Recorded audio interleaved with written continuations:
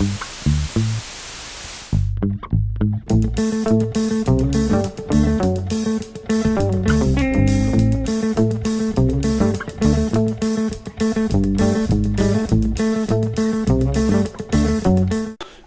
fermiers, amis fermières, bonjour, bienvenue à la ferme, bienvenue sur Cocotte TV. Aujourd'hui, je vous présente la Razer Naga millésime 2014. Oui, nous avons franchi un pas, nous sommes déjà dans l'avenir, puisque elle se prénomme 2014, comme l'indique le site de Razer. Alors, pour le coup, nous avions testé la 2012 ou 2013, du coup, je suis un peu perdu dans les millésimes.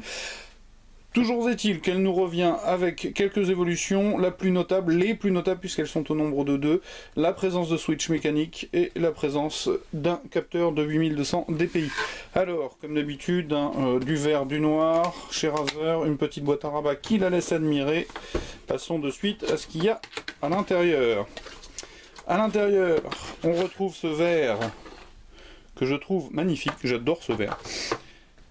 Et en termes de bundle, nous avons les 3 serpents entremêlés classiques en autocollant, un pour chaque rétro de la voiture. Nous avons aussi des petits cartons, un qui vous félicite d'être venu chez Razer, l'autre qui vous explique qu'il y aura des exclusives rewards for Razer Faithful. Je vous laisserai traduire avec toute la difficulté qu'implique un accent tout pourri. Le guide de démarrage rapide. Et nous avons fait à peu près le tour. La souris en elle-même, je la sors, zou, et je pousse tout ça.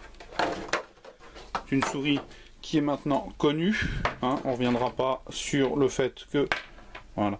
La Razer Naga propose une coque assez équivalente. Alors avec le 2012-2013 et la 2014, on retrouve ce revêtement de plastique granuleux mat que je n'apprécie que moyennement, mais bon, ceci étant, c'est un choix. Au niveau des finitions, de la finition, c'est sûr, on est chez Razer, c'est toujours propre, il n'y a rien à redire.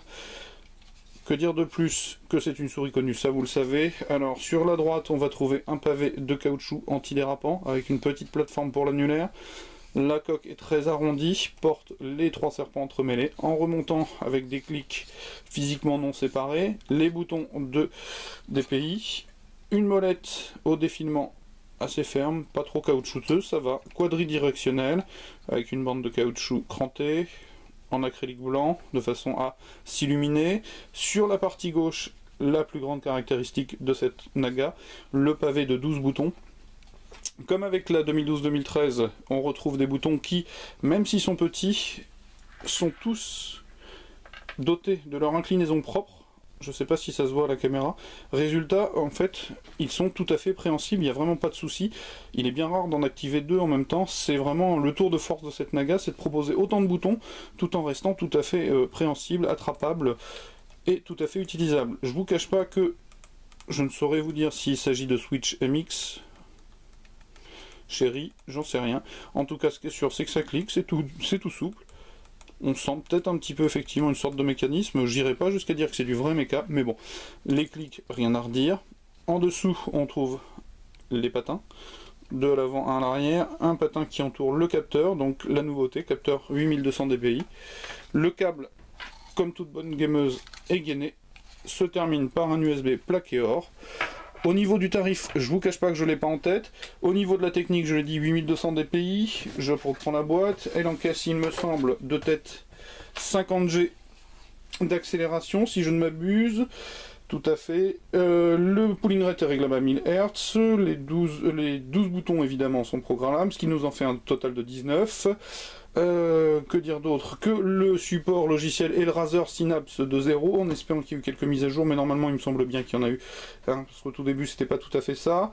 Voilà, après je vous invite à venir lire le test écrit pour avoir à la fois le prix et mon avis, sachant que si vous êtes féru de MMORPG et que vous avez besoin de tant de boutons, franchement c'est une souris qui vaut clairement le détour. Hein, elle est véritablement bien conçue, il n'y a rien à dire par rapport à ça. À ce niveau-là, j'étais sceptique sur la première du nom, et quand je l'ai essayé, véritablement, j'ai été surpris. Donc, la Razer Naga sur Cocotte TV et Cocotte Land. Je vous dis à très très bientôt, et au plaisir de venir me lire. Au revoir.